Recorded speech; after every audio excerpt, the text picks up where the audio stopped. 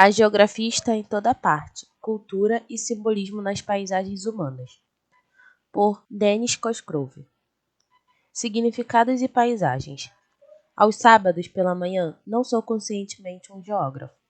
Como tantas outras pessoas de minha idade e estilo de vida, devo ser encontrado fazendo compras com minha família no meu centro habitual de compras.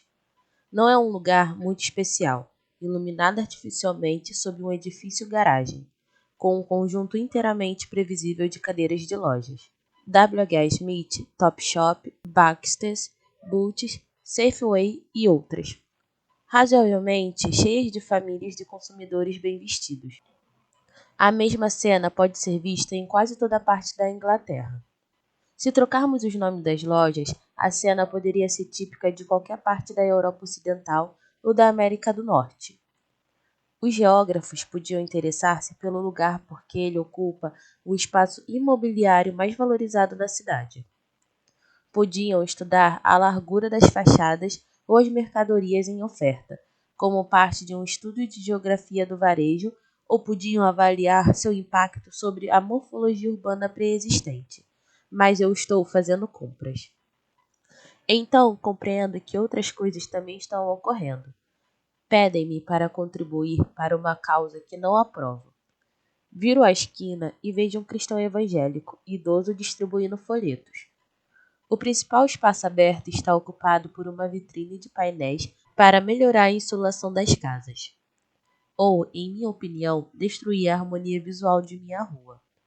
Ao redor da base de concreto da árvore decorativa, um grupo de adolescentes com cortes de cabelo moicano vividamente coloridos e faixas de taxas no braço olha com desdém os consumidores de meia idade. Compreendo que devem estar desempregados e que a idade deles torna o lar um ambiente menos confortável.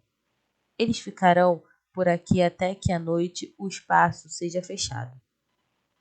O local, então, é altamente complexo, com múltiplos patamares de significados, certamente planejado para o consumidor, e assim facilmente acessível para meu estudo geográfico sobre o varejo.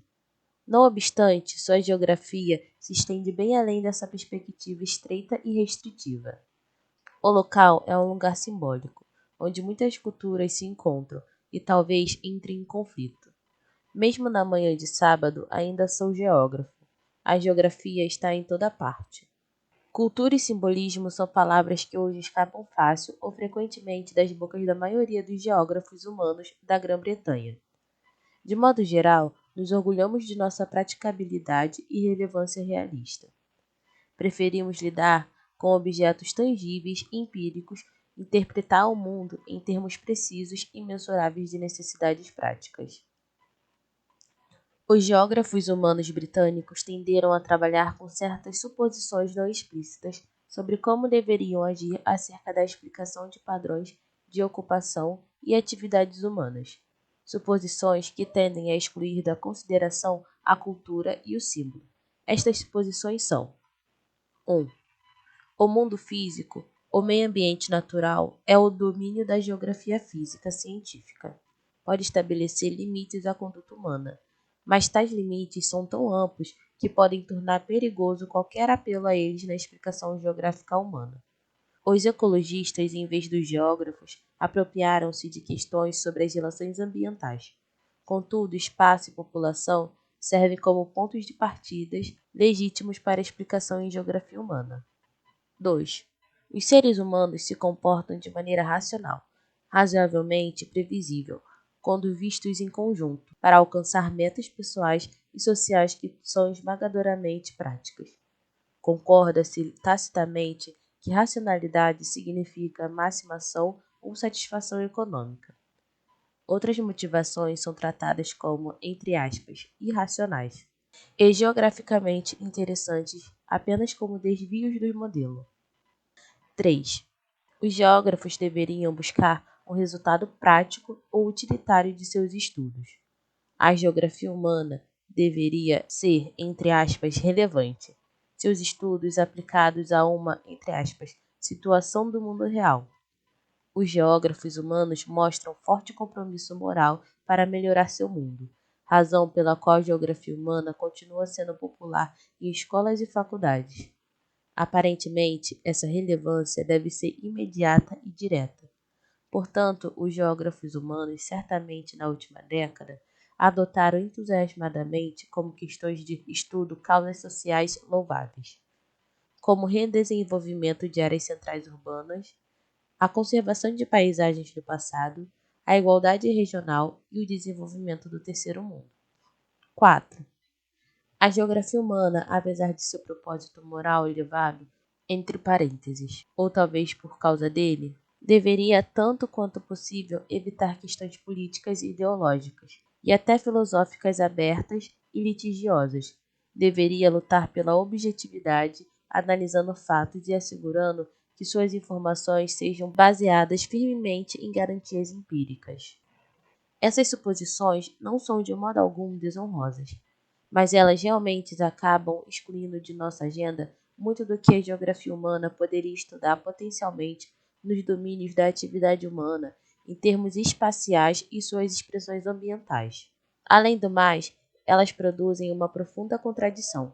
Se nossas intenções são moralmente fundadas e o resultado de nosso trabalho é supostamente de valor para a humanidade, enquanto nossos objetivos de pesquisa continuam exclusivamente empíricos e nossas interpretações da motivação humana resolutamente utilitárias, negaremos a nós mesmos uma linguagem para mudar as nossas metas que procuramos. A formação de um mundo humano melhor. Algumas das variáveis consequências deste dilema são tratadas em outros ensaios do presente livro. Minha intenção aqui é realçar duas delas. Em primeiro lugar, perdida na maré de intenção-praticabilidade, e entre seus seixos de fatos demonstráveis, está a mágica real da geografia, o sentido de maravilhar-se com o mundo humano, a alegria de ver e refletir sobre o mosaico ricamente variado da vida humana, e de compreender a relevância de suas questões na paisagem humana. Essa é a experiência que ainda faz do National Geographic uma das mais populares revistas do mundo. A geografia, afinal de contas, está em toda parte. John Ellis mostra como ela está ali na vida diária. Uma das tarefas dos geógrafos é mostrar que a geografia existe para ser apreciada. Muito frequentemente, temos sido mais bem-sucedidos em obscurecer em vez de aumentar este prazer. Em segundo lugar, o que perdemos também no funcionalismo utilitário de tanta explicação geográfica é o reconhecimento de outras motivações humanas, além daquelas estritamente práticas. Banidas das geografias estão as paixões inconvenientes, às vezes assustadoramente poderosas, motivadoras da ação humana, entre elas as morais, patrióticas, religiosas, sexuais e políticas.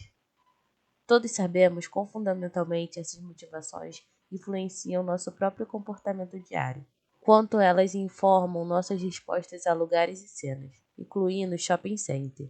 Contudo, na geografia humana, parecemos intencionalmente ignorá-las ou negá-las, recusando-nos a explorar como tais paixões encontram expressões no mundo em que criamos e transformamos. Consequentemente, nossa geografia deixa escapar muito do significado contido na paisagem humana, tendo a reduzi-la a uma impressão impessoal de forças demográficas e econômicas.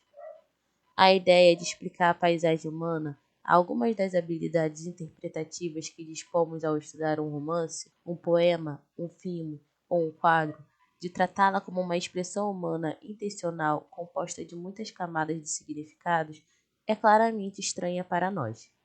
Entretanto, isso é o que me proponho a explorar, sugerindo maneiras de tratar a geografia como humanidade e uma ciência social. Tal abordagem começou a emergir entre o pequeno número de geógrafos humanos no início dos anos 70. Entre parênteses, Cosgrove, 1982. Breves referências ao trabalho deles aparecem no fim desse texto. Com todas as mudanças na pesquisa geográfica, essa está relacionada a movimentos sociais mais amplos, protestos contra a exploração ambiental e a poluição, inquietação com o planejamento em mega escala e as paisagens anônimas do redesenvolvimento urbano, a voz crescente das mulheres organizadas desafiando a dominação da cultura masculina e o fracasso do consenso social e político pós-guerra. Todos tiveram sua parte em encaminhar a geografia humana para a geografia humanística. Mas a ideia da geografia humana como uma humanidade dificilmente é madura ou plenamente desenvolvida. Assim, o que está analisado deve ser visto como uma avaliação pessoal de possibilidades. Abordarei isso por meio de uma discussão de 3 termos: paisagem, cultura e simbolismo. E continuarei com alguns exemplos de interpretação do simbolismo das paisagens culturais. Paisagem. A paisagem sempre esteve intimamente ligada na geografia humana, com a cultura, com a ideia de formas visíveis sobre a superfície da Terra e com sua composição. A paisagem, de fato, é uma, entre aspas, maneira de ver, uma maneira de compor e harmonizar o mundo externo em uma, entre aspas, cena, uma unidade visual. A palavra surgiu no Renascimento para indicar uma nova relação entre os seres humanos e seu ambiente. Entre parênteses, Cosgrove, 1985. Ao mesmo tempo, a cartografia, a astronomia, a arquitetura, os levantamentos terrestres, a pintura e muitas outras artes e ciências estavam sendo revolucionadas pela aplicação de regras formais matemáticas e geométricas derivadas de Euclides. Acreditava-se que tais regras devolveriam às artes e às ciências sua perfeição clássica. Talvez a mais notada de todas essas, entre aspas, artes mecânicas, do ponto de vista das relações espaciais, tenha sido a invenção da perspectiva linear. A perspectiva nos permite reproduzir em 2 dimensões a ilusão realista de um espaço composto racionalmente de 3 dimensões. Ordem e forma consistentes podem ser impostas intelectual e praticamente ao mundo externo. Não é de se espantar que no mesmo período a pintura das paisagens tenha aparecido pela primeira vez na Europa como uma expressão popular, acompanhada por uma arte florescente de incluir a paisagem na poesia. A representação teatral nos jardins e na concepção de parques. Esta também foi a época em que o espaço terrestre estava sendo mapeado racionalmente nas quadrículas de sofisticadas projeções de mapas. Enquanto paisagens humanas racionais estavam sendo construídas nas capitais como Roma, São Petersburgo e Paris, e impressa nas terras recentemente recuperadas do norte da Itália, Holanda e Espanha, ou nas grandes propriedades rurais inglesas, entre parênteses, Anglo-States, e sobre a vastidão de territórios coloniais além do mar. A paisagem está intimamente ligada a uma nova maneira de ver o mundo, como uma criação racional ordenada, designada e harmoniosa, cuja estrutura e cujo mecanismo são acessíveis à mente humana, assim como ao olho, e agem como guias para os seres humanos em suas ações de alterar e aperfeiçoar o meio ambiente. Nesse sentido, paisagem é um conceito complexo de cujas implicações desejo especificar 3. 1. Um foco nas formas visíveis do nosso mundo, sua composição e estrutura espacial. 2. Unidade, coerência e ordem, ou concepção racional do meio ambiente. 3. A ideia de intervenção humana e controle das forças que modelam e remodelam o nosso mundo. Tal intervenção deve se ressaltar não indiferente, exploradora ou destrutiva, mas uma relação que harmonizaria a vida humana com a ordem ou modelo inerente da própria natureza. Este ponto é crucial, pois como podemos ver, até a mera relação com a representação da paisagem na pintura, na poesia ou no teatro, os temas mais poderosos são os que abordam os laços entre a vida humana, amor, sentimento e os ritmos invariáveis do mundo natural. A passagem das estações, o ciclo de nascimento, o crescimento, a reprodução, o envelhecimento, a morte, a deteriorização e o renascimento, e o reflexo imaginado dos sentimentos e emoções humanas no aspecto das formas naturais. Assim, a paisagem é um conceito unicamente valioso para a geografia efetivamente humana. Ao contrário do conceito de lugar, lembra-nos sobre a nossa posição no esquema da natureza. Ao contrário de meio ambiente ou espaço, lembra-nos que apenas por meio da consciência e da razão humana esse esquema é conhecido por nós, e somente através da técnica podemos participar dela como seres humanos. Ao mesmo tempo, paisagem lembra-nos que a geografia está em toda parte, que é uma fonte constante de beleza e feiura, de acertos e erros, de alegria e sofrimento, tanto quanto é de ganho e perda. Cultura. Eu disse que a paisagem na geografia humana há muito vem sendo associada à cultura. É particularmente assim na geografia humana americana, na qual a obra de Carl Surrey originou uma escola de geografia da paisagem, focalizando o papel do homem transformando a face da Terra. Entre parênteses, Surrey, 1952. A ênfase se dava principalmente em relação às tecnologias, por exemplo, o uso do fogo, a domesticação de plantas e animais, a hidráulica, mas também até certo ponto em relação à cultura não material, isto é, crença religiosa, sistemas legais e políticos. A atenção estava focalizada nas sociedades pré-modernas ou em suas evidências na paisagem contemporânea, como a evidência na paisagem americana das várias culturas indígenas, africanas e europeias que a formaram. A geografia cultural nessa tradição concentrou-se nas formas visíveis da paisagem. Casas, fazendas, celeiros, padrões de campos e praças nas cidades. Apesar de na Inglaterra uma tradição similar ter analisado fenômenos não visíveis, como o nome de lugares visando evidenciar influências culturais passadas, a própria cultura foi considerada um conceito relativamente não problemático, um conjunto de práticas compartilhadas comuns a um grupo humano em particular, práticas que foram aprendidas e transmitidas através de gerações. A cultura parecia funcionar através das pessoas, para alcançar fins dos quais elas estavam vagamente cientes. Os críticos chamaram isso de determinismo cultural e enfatizaram a necessidade da geografia de uma teoria cultural com mais nuances, particularmente se vamos tratar de paisagem contemporânea e da sofisticada cultura moderna. Entre parênteses, Jackson, 1980, Cosgrove, 1983. Uma geografia cultural renovada procura vencer alguma das fraquezas com uma teoria cultural mais forte. Ela ainda consideraria a paisagem um texto cultural, mas reconhece que os textos têm muitas dimensões, oferecendo a possibilidade de culturas diferentes simultâneas e igualmente válidas. Segue um esboço das três principais maneiras pelas quais a geografia cultural moderna move-se teoricamente além das abordagens anteriores. Cultura e consciência. A cultura não é algo que funciona através dos seres humanos. Pelo contrário, tem de ser constantemente reproduzida por eles em suas ações, muitas das quais são ações nas reflexivas rotineiras da vida cotidiana. Examinadas no capítulo de Euless, uma religião, por exemplo, ou um credo político, só podem sobreviver se as pessoas a praticarem. A maioria de nós falará em voz baixa, respeitosa, ao entrar numa igreja sem pensar conscientemente por que está assim fazendo. Fazemos o mesmo numa galeria de artes, e é difícil dizer o motivo.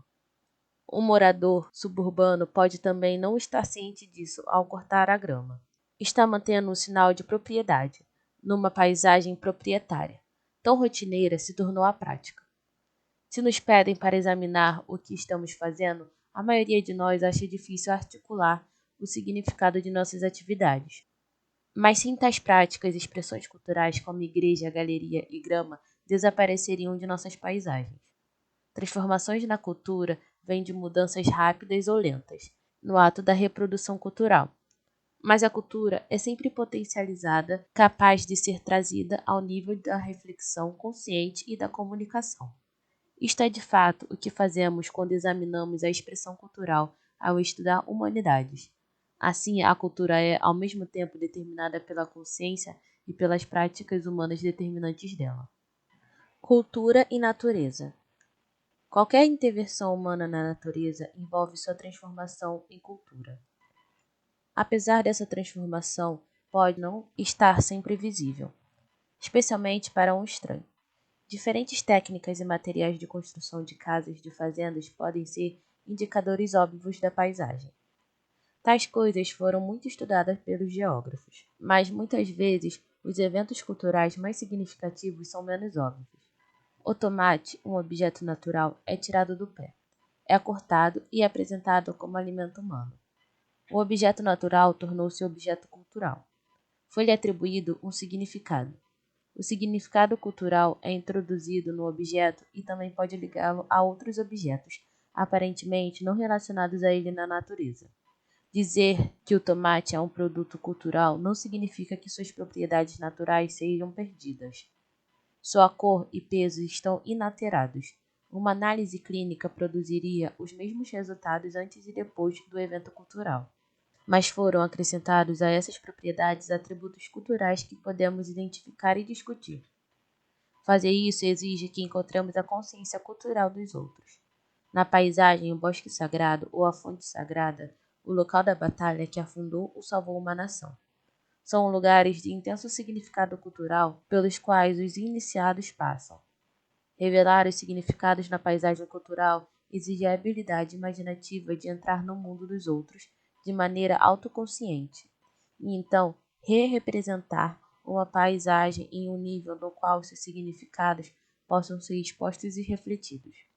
Uma vantagem que temos ao tratar a paisagem dessa maneira é que muitos de seus significados são, entre aspas, naturalmente encontrados no sentido de que seu ponto de partida é algo comum à nossa experiência. Na medida em que somos parte da natureza, por exemplo, quando associamos o prado na primavera com o aparecimento de vida nova, ou o pomar do outono com a melancolia. Cultura e poder. A maioria das pessoas vive em sociedades que são divididas em classe, casta, sexo, idade ou etnicidade. Tais divisões, em geral, correspondem à divisão do trabalho. Obviamente, uma posição diferente na sociedade significa experiência e consciência diferentes. Até certo ponto, uma cultura diferente. O grau de tal diferença varia enormemente. Uma sociedade pode incluir culturas tão radicalmente diferentes que parecem incompatíveis, como as culturas católica e protestante na Irlanda do Norte. Aqui, o poder é contestado entre grupos de forças relativamente iguais, reproduzindo suas culturas num alto nível de consciência. Em tais casos, a evidência visível na paisagem de cada um é considerável. Apesar de até aqui os grafites, igrejas, vestíbulos de casas e bandeiras serem apenas as expressões mais superficiais de um mundo de significados diferentes na vida cotidiana. A aparência de unidade social só é mantida por meio da ameaça e do exercício da força militar externa. Mais frequentemente, estamos lidando com subculturas dentro de uma cultura dominante. Os jogos, a linguagem e os símbolos de um pátio de recreio escolar numa aldeia mineira da região de Durham são diferentes em termos de classe e origem regional daqueles de um recreio similar em Esher, assim como são diferentes a idade e a cultura daqueles do clube local de trabalhadores daqueles que frequentam a catedral da cidade de Durham. O Estado, entretanto, como representante de um interesse nacional, procura introduzir os rudimentos de uma cultura comum em cada sala de aula. Assim, o estudo da cultura está intimamente ligado ao estudo do poder.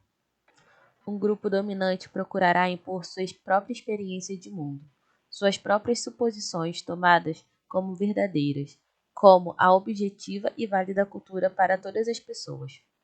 O poder é expresso e mantido na reprodução da cultura. Isso é bem mais concretizado quando é menos visível, quando as suposições culturais do grupo dominante aparecem simplesmente como senso comum. Isso às vezes é chamado de hegemonia cultural.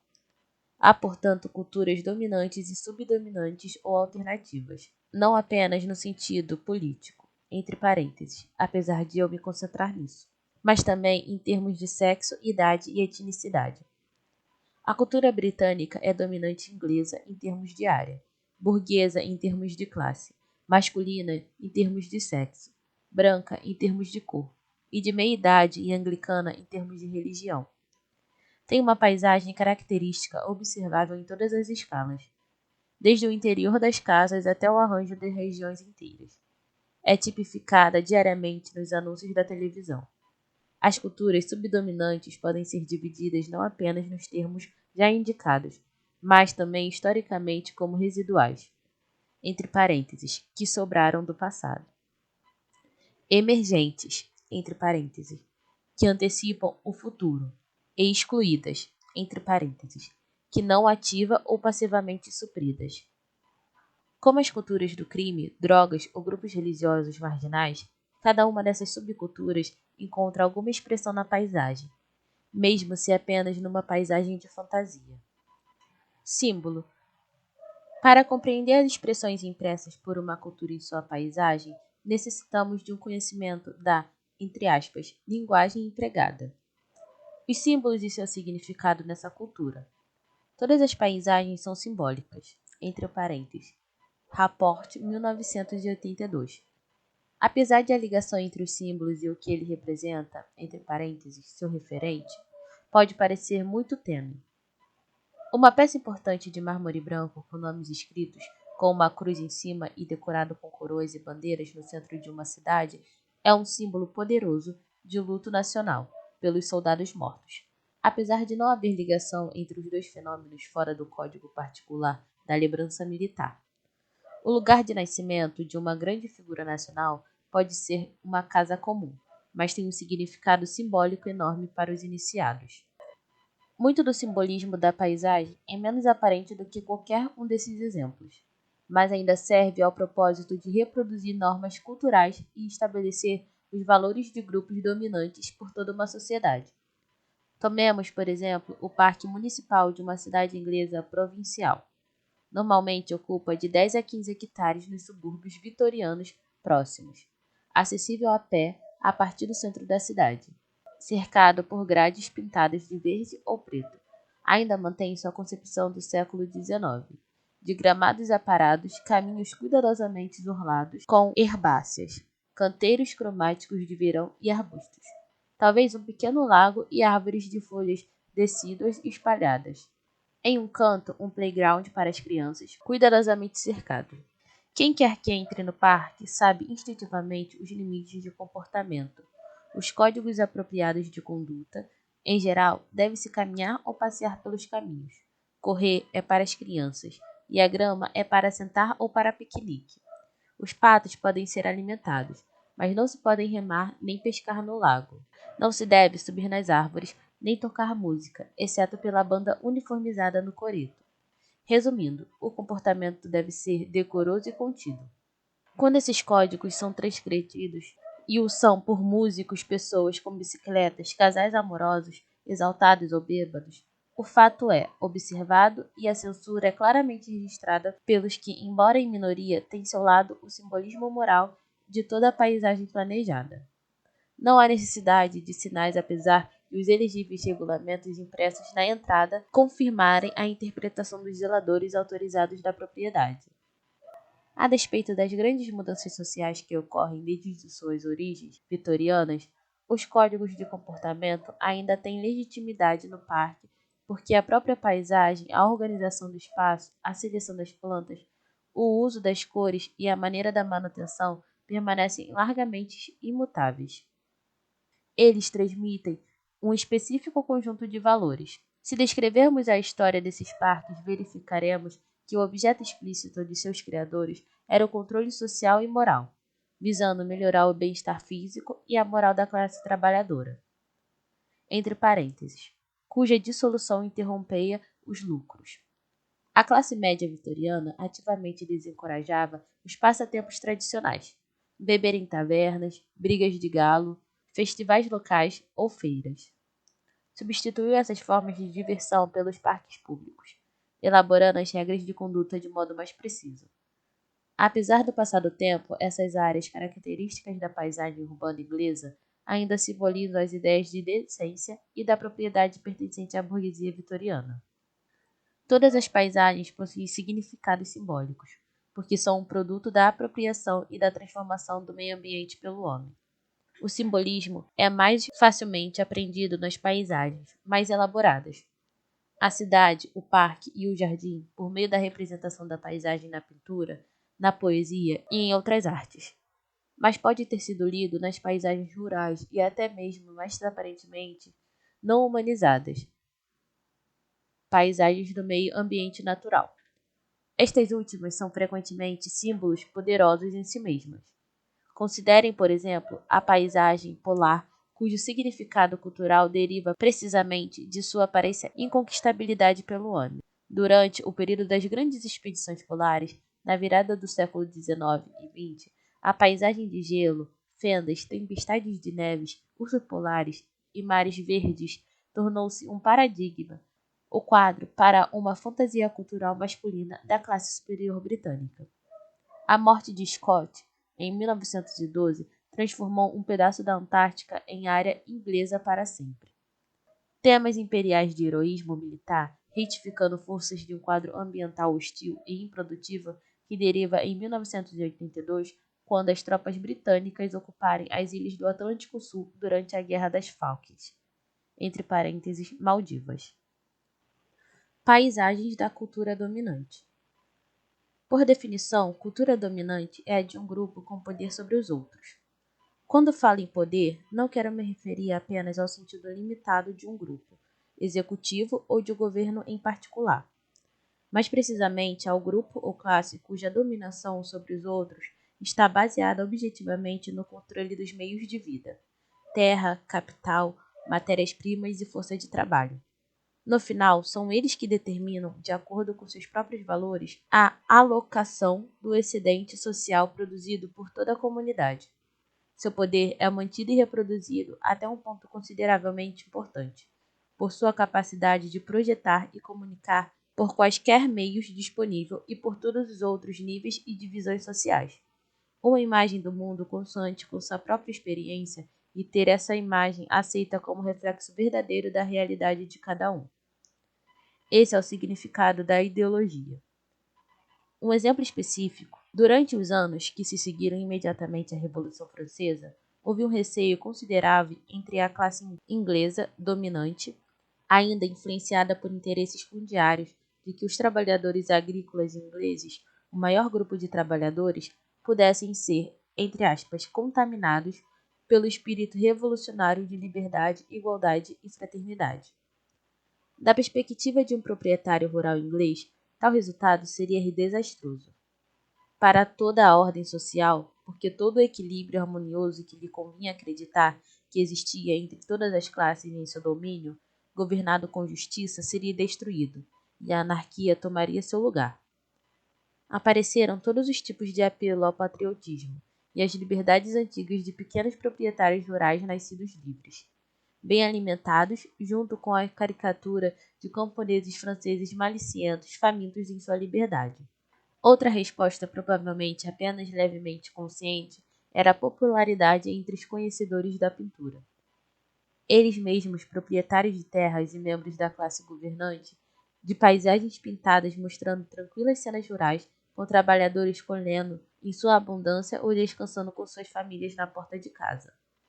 Tais cenas, apesar de distantes da realidade rural, eram reconhecidamente inglesas na topografia, e socialmente tranquilas e pacíficas.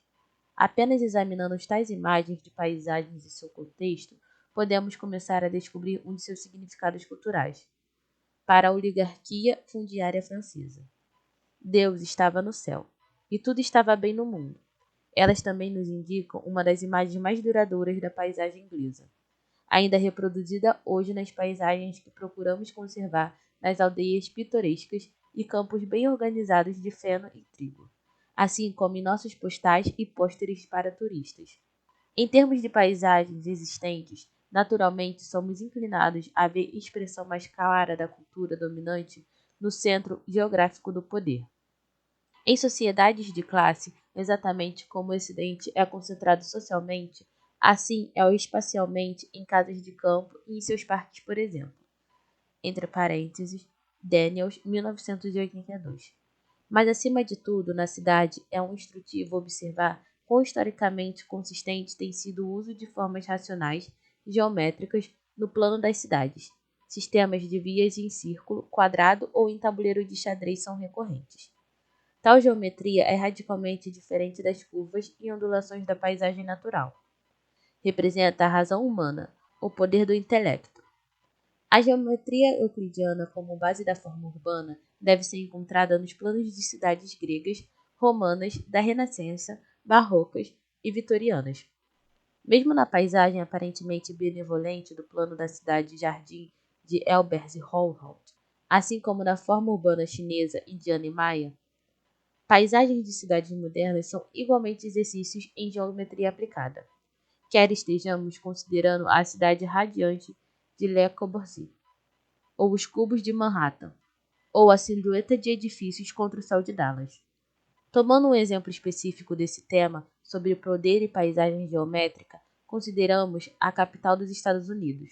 Construída em, entre aspas, terra virgem, doada ao governo federal pelos estados da Virgínia e Maryland, e com o nome do primeiro presidente, Washington, D.C., para a primeira nova nação dos tempos modernos, e o centro de um território maior que toda a Europa. Em sua declaração de independência e na Constituição, os fundadores nobres, brancos e europeizados dos Estados Unidos afirmaram sua crença em uma nova e perfeita sociedade e na democracia. Seus ideais culturais foram celebrados na paisagem planejada de Washington, D.C. O arquiteto francês Léopold compôs o plano de dois desenhos geométricos simples. O padrão radical ortogonal, tradicionalmente adotado pelos monarcas europeus, que exerciam poder absoluto que irradiava de suas pessoas e de suas cortes, e o padrão em tabuleiro de xadrez, infinitamente repetível, que se tornou a base para toda a cidade colonial, uma forma democrática e igualitária que não dá a qualquer localização um status privilegiado. Aqui, inscrita no próprio padrão das ruas da capital da nação, está a resolução americana para o centralismo europeu e o localismo colonial do federalismo dos direitos do Estado. Observemos o plano mais atentamente e veremos como ele reproduz 15 nós, um para cada estado da União, entre parênteses, 3 antigas colônias mais Connecticut e Tennessee, e como estão localizadas as construções simbólicas centrais. A Casa Branca e o Capitólio, os dois poderes equilibrados do Executivo e do Legislativo, sob a Constituição americana, ficam no centro de um grande L, em cujo canto surge um monumento a Washington, comemorando o herói fundador da Revolução, localizado às margens do rio Potomac, onde se encontra a natureza e a cultura. A Casa Branca e o Capitólio são unidos diretamente pela Avenida da Pensilvânia, assim chamada por causa do, entre aspas, Estado-chave. A paisagem urbana de Washington pode, assim, ser lida como uma declaração da cultura política americana escrita no espaço. Tais paisagens simbólicas não são apenas afirmações estáticas formais. Os valores culturais que elas celebram precisam ser ativamente reproduzidos para continuar a ter significado. Em grande parte, isso é realizado na vida diária pelo simples reconhecimento dos edifícios, nomes dos lugares, etc. Mas frequentemente os valores inscritos na paisagem são reforçados por ritual público, durante cerimônias maiores ou menores. A cada ano, o monarca britânico, entre aspas, abre o parlamento, ocasião de ritual elaborado no Palácio de Westminster. Grande parte do ritual é altamente pública e utiliza a paisagem de Londres. O monarca, num cochê, acompanhado por um cortejo da elite militar e civil, sai do Palácio de Buckingham, desce o Mall e, através do Arco do Almirantado, por um portão aberto apenas para a passagem da coroa, passa pela Trafalgar Square, com seus monumentos às vitórias militares britânicas, seguindo pelo Whitehall para o parlamento. Assim, a coroa e o parlamento são unidos por meio de uma roda cerimonial, sendo a passagem marcada por um elaborado e impressionante ritual público.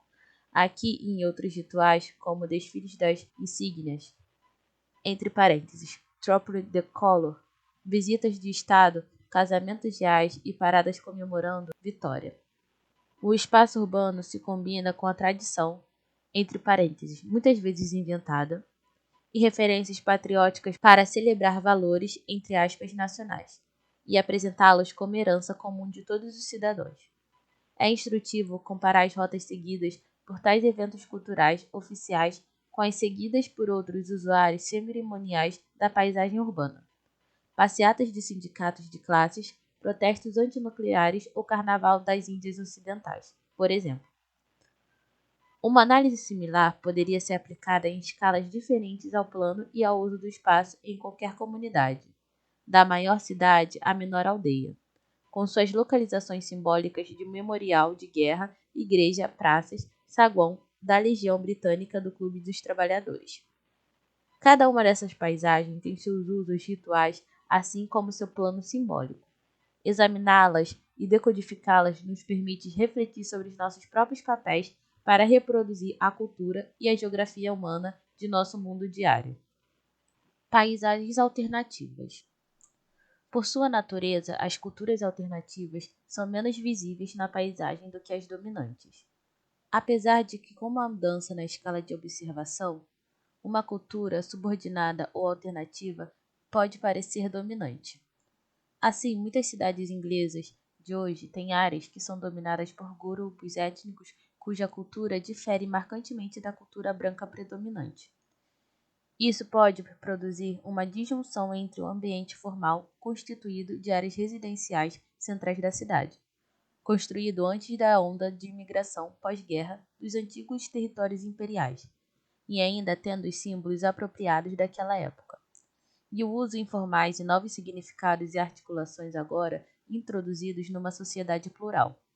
O antigo depósito de bondes pode ser uma mesquita, pintura brilhante, ritmos reggae e pôsteres evangélicos podem estar presentes em uma rua de residências vitorianas. Porém, por mais dominante localmente que possa ser uma cultura alternativa, ela continua subdominante à cultura nacional oficial. Nessa última escala, devido às culturas alternativas em residuais, emergentes e excluídas. Residuais. Muitos elementos da paisagem pouco têm de seu significado original. Alguns podem ser desprovidos de qualquer significado, como, por exemplo, as pirâmides de concreto que ainda podem ser encontradas próximas ao litoral britânico, espalhadas sobre o terreno plano e parcialmente cobertas, relíquias da proteção simbólica da guerra contra tanques alemães invasores.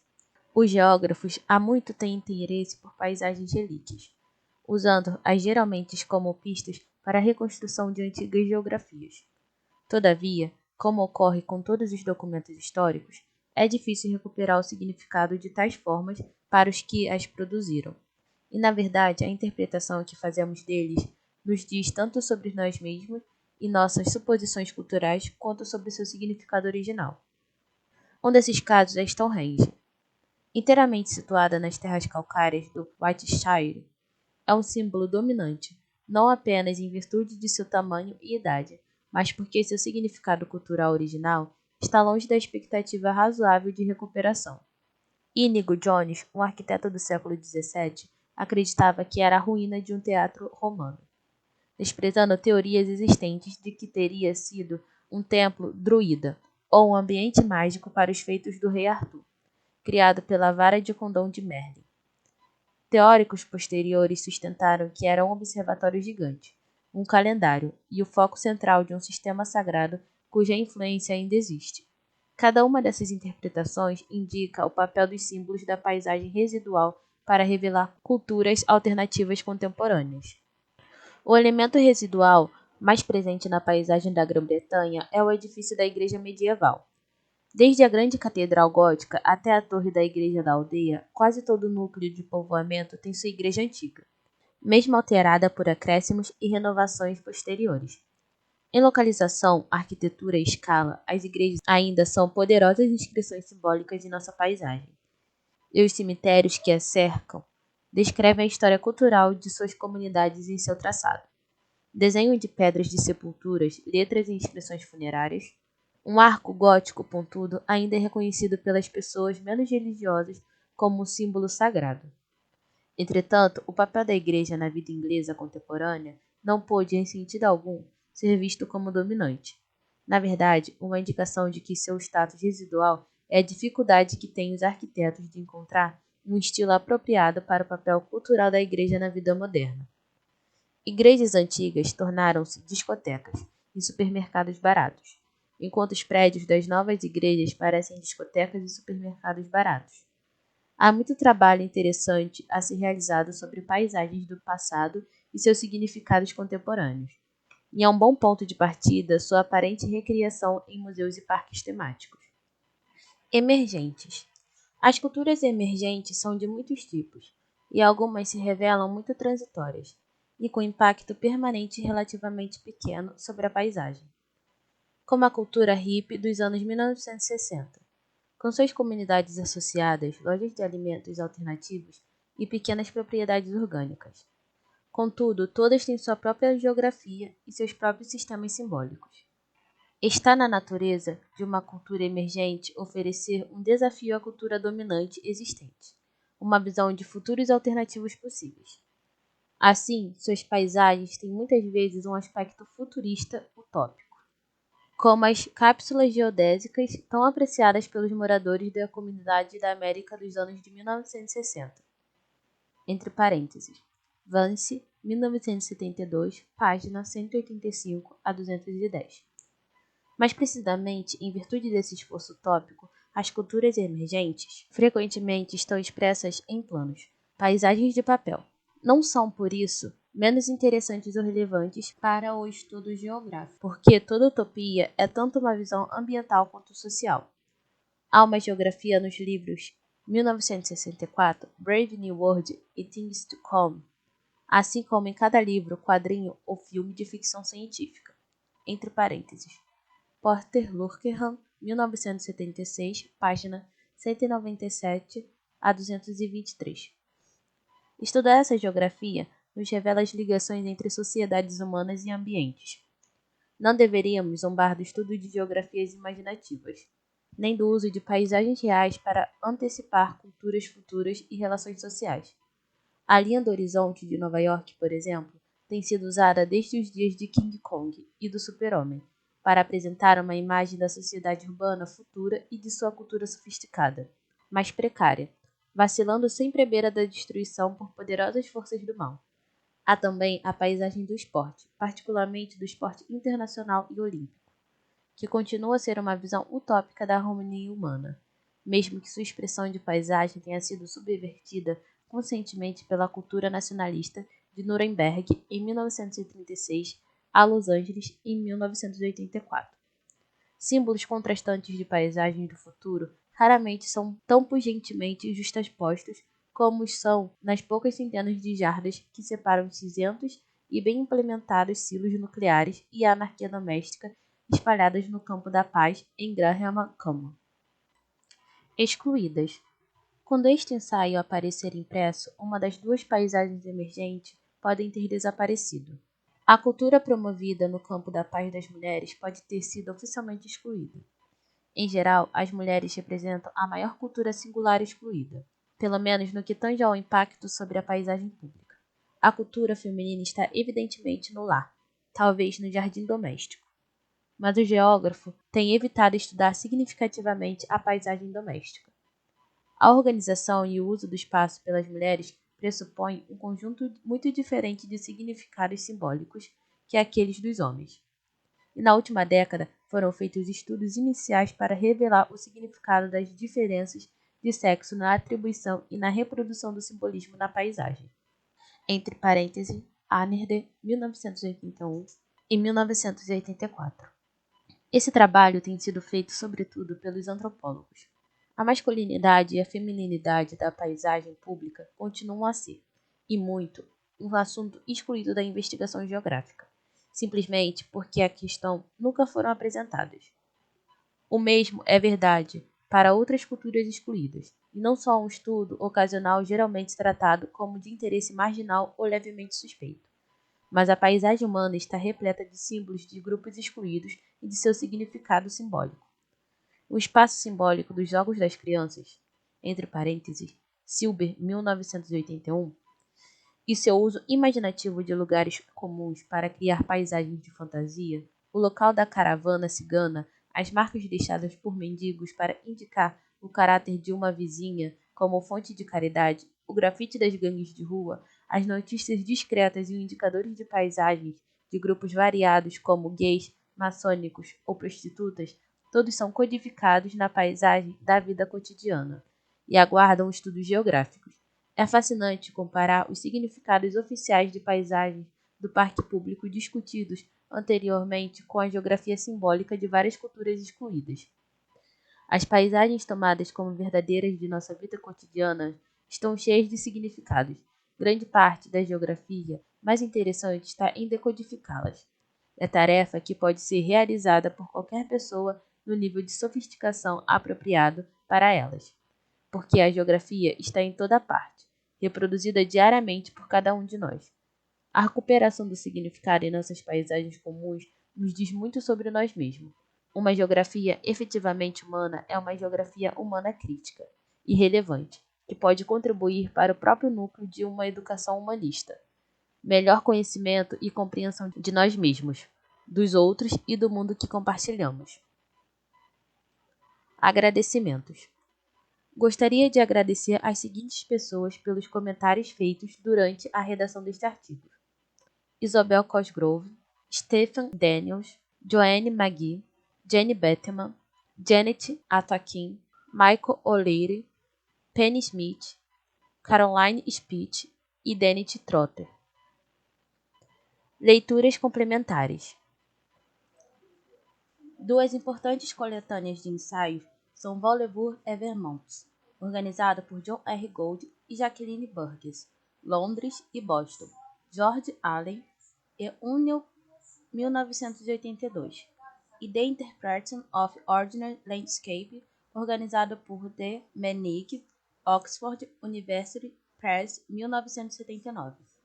Apresentei uma discussão teórica e uma série de estudos detalhados com alguma base humanística em Dennis Cosgrove.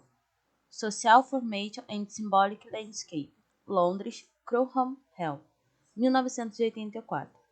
Uma crítica corajosa do humanismo a partir de uma perspectiva um pouco diferente. Encontra-se em Edward Help, Relational Landscape and Humanistic Geography, Londres, Crumhelm, 1981, e em S. Daniels, Arguments for a Humanist Geography, em The Future of Geography, Londres, Methuen, 1985.